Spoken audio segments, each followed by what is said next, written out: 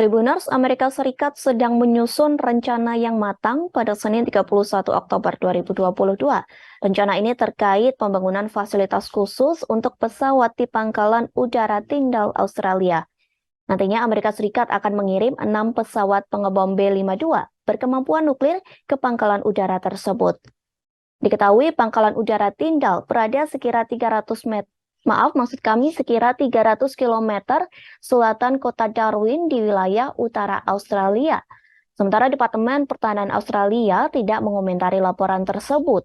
Namun, Angkatan Udara Amerika Serikat menyebut ada tujuan tertentu untuk menempatkan pesawat pengebom di Australia. Lewat keputusan tersebut, ada pesan kuat yang ingin disampaikan kepada musuh. Amerika Serikat ingin memberitahu bahwa mereka memiliki kemampuan untuk memproyeksikan kekuatan udara yang mematikan.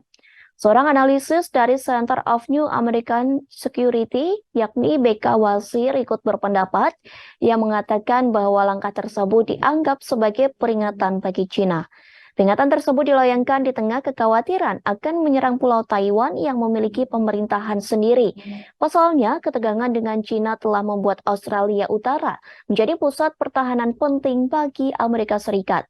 Rencana Washington memakai negeri kanguru sebagai pangkalan termasuk untuk fasilitas operasi skuadron. Nantinya fasilitas ini akan mulai digunakan selama musim kemarau.